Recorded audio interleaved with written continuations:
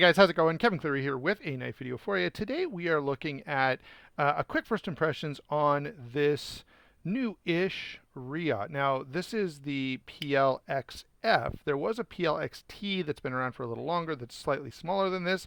You guys, if you've been around for more than 5 minutes, know my position on smaller knives, and that is I'm not going to buy them or use them or carry them. But they did have a larger version that came out, and there are a couple of reasons I was really curious about this. One, it's a more budget-friendly offering from Reate. Now, if you're here in Canada, the price on these is atrocious. Um, but if you're in the US, they're like 120 bucks, which is still a little high for the materials. But I think when we get to the full review, and I'll show you how the locking mechanism works, you'll understand that there's an extra cost to building and of course engineering these knives. All right, for now, let me move this out of the way and show you what comes in the box. All right, so here's the box. You're not getting a baggie or anything, but there's a little card here, certificate of authenticity. It's hard plastic.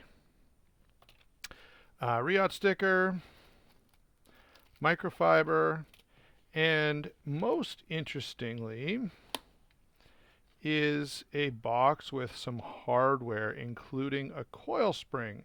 All right, so if you're wondering what kind of spring actuates the locking mechanism, it's going to be a coil spring. Let me put all that stuff away and grab the knife here. Okay, first of all, the size on this is a little on the small side for my preferences, but it's fine. So you can see, we're at just a hair over 7, and it's like 7 7/8, which is reasonable. Around 8 inches is kind of where I draw the line, so that's acceptable. Blade length on this is going to be basically, as you can see there, 3.5 inches. Cutting edge is 3 1/8 or so.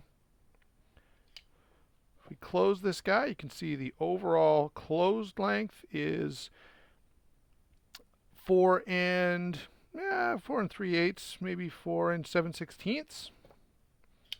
And the grip area is 3 3/4, which to me is sufficient. Feels pretty good in my hand. All right. I will grab a quick weight on this. It's kind of hefty for its size.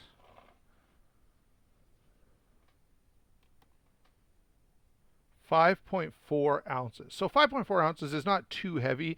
And in fact, I carried this around a little bit in a pair of like sort of loose baggy pants that I'm wearing, and it wasn't all that bad. All right. But I know it's a little heavy for what it is. Now, there are a couple of reasons for that, and we can look at that as we work our way through. So let's start out with the blade. Fairly standard drop point with a top swedge and a flat grind. Now, it's pretty substantial in the blade stock department. Take a look here. We're, sitting around 5/16. Maybe a little bit more. I think it's like 150 thousandths. So that gives you an idea. A pair of 2 or like an 1/8 of an inch is like 125 thou. Okay, so that'll give you an idea of the thickness on that. So it's pretty thick, hefty blade stock. It's got sort of it's a little more. It's like a slightly better bead blasted finish.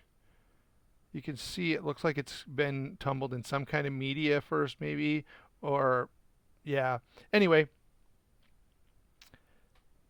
see if I can get you a look. There is some, what I'm trying to say is it's mostly just a bead blasted finish, but there's a bit of like texturing there. All right.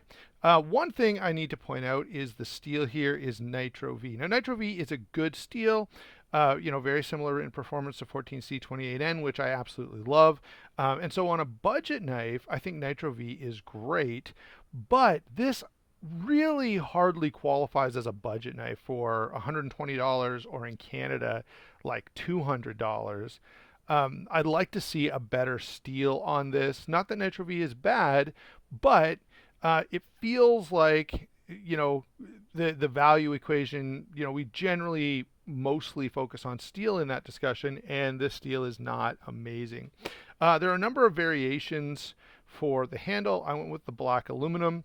There's, I think, a baby blue aluminum as well, and then the G10 version of this has like holes in it, and I think there's G10 and micarta available as well. It does have a flipper, and it does have this button-ish lock where the button is built into the pivot, and it's actually pretty neat how they've done this. Essentially, there's a gap in the blade, and when you push down, it's pushing down a sort of a tab that pops in and out of this scale. So when the blade is open, the tab pops up into an opening on the inside of the blade.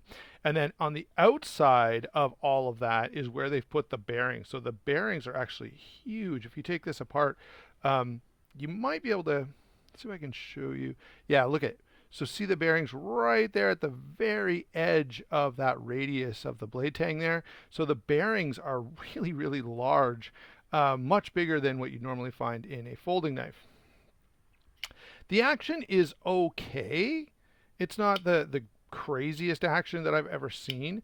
The other thing that's interesting about this is when CRKT did their sort of integral button lock, the locking mechanism, or the way it locked up, it had two tabs that sort of fit into the blade.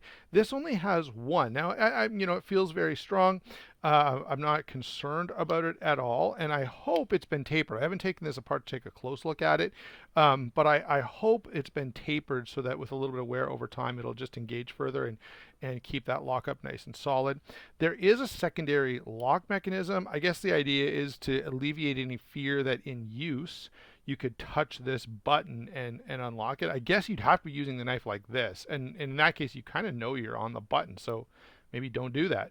I don't see much reason for this. If I'm trying to think in what grip there's a chance of you pushing the button, and it seems pretty rare. Anyway, for whatever reason, they've done this secondary lock, which is fine. We have stainless steel liners here, kind of a small stop pin. Very aggressive milling to lighten this, even though it's still a pretty hefty knife. All right, so what are my initial thoughts? I love the design. I love the interesting locking mechanism that they've implemented here. Looks like there's a lot of engineering that went into this, and so I will actually, in the full review, actually, you know what, I forget about that. I won't do that in the full review, but at some point I'll do a full takedown video separate and apart from the full review, because I think it'll make it too long. But I do want to show you guys how this thing works internally, because it's kind of intriguing, and I figure, some of you who are knife nerds like me would like to know exactly how this lock functions, and so we'll take a look at that in a future video. For now, I think Reate has done a really nice job giving us a good knife, but they've just got that price point a little higher than I think it should be. I think a really close competitor to this would be the Kaiser Escort, the new crossbar lock Escort, and so they probably should have tried to aim for that price point. So there you go, guys. Those are my thoughts on my initial thoughts on the Reate PL XF. Let me know what you think down in the comments below.